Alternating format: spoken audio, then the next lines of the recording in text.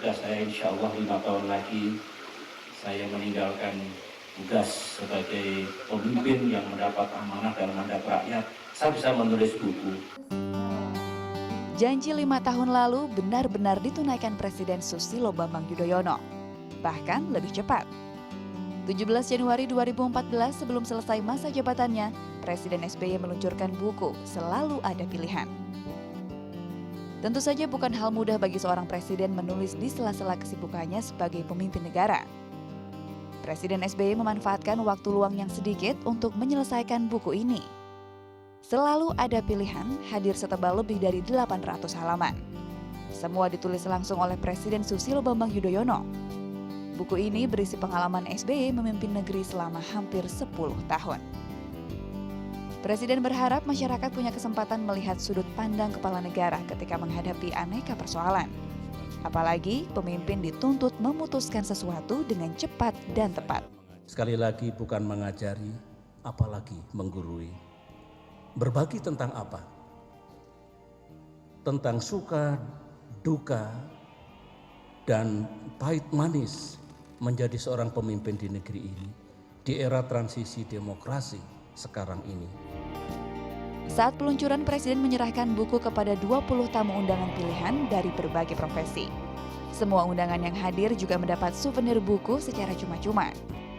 Kalau menurut saya buku ini merupakan bekal yang sangat baik untuk putra-putri bangsa di masa depan, di mana yang cocok untuk menjadi pemimpin di masa depan bagi bangsa Indonesia. Layaknya sebuah penelitian yang baik, setiap pemimpin itu pasti harus ada pro dan kontranya. Dan pro dan kontra itu membantu Bapak Presiden SBY untuk meramu formula yang terbaik dalam penerapan kebijakan di masa pemerintahannya. Secara internasional Pak SBY sudah meningkatkan relevansi Indonesia ya sebagai perekonomian terbesar nomor 15 di dunia, sebagai demokrasi yang terbesar nomor 3 di dunia, dan juga populasi terbesar nomor 4 di dunia, meningkatkan relevansi Indonesia sebagai bangsa dan negara dalam bungkusan dunia ini. Dan tentunya ini sudah lebih dikenal daripada sebelum-sebelumnya, dan tentunya ini merupakan konsolidasi dan fondasi yang sudah dilakukan dan diletakkan oleh Pak SBY untuk generasi penerus. Kalau buat saya selalu percaya bahwa seorang pemimpin yang baik adalah seorang pemimpin yang mempunyai integritas. Ya, jadi memimpin bukan hanya dari kata-kata, tapi juga dari perbuatan dan memimpin dengan hati tentu saja.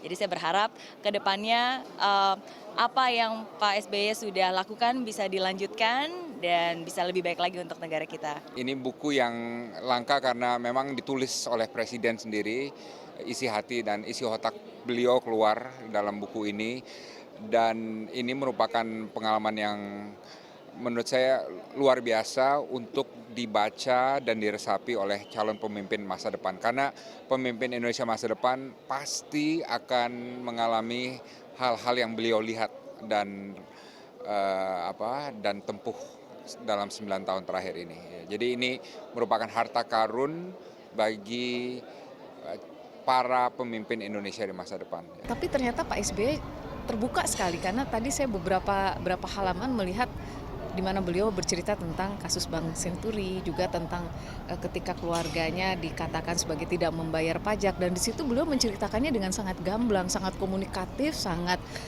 ekspresif, terbuka ya. Dan buat saya itu wow gitu. Jadi buku yang tebal itu saya yakin orang akan membacanya sampai tuntas, karena memang halaman demi halaman saya pikir itu merupakan story-story yang akan menjawab rasa penasaran kita gitu. Buku Selalu Ada Pilihan memang syarat misi. Buku ini diharap dapat menjadi bekal bagi pemimpin mendatang dari pemerintah sebelumnya, juga modal bagi rakyat memilih pemimpin masa depan.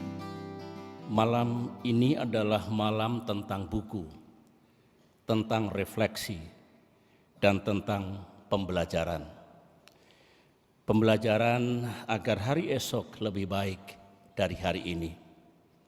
Agar Indonesia yang kita cintai juga makin baik di masa depan. Hidup terkadang seperti mata belati, menyayang kesemarang, mengajari kita untuk bijak memilih.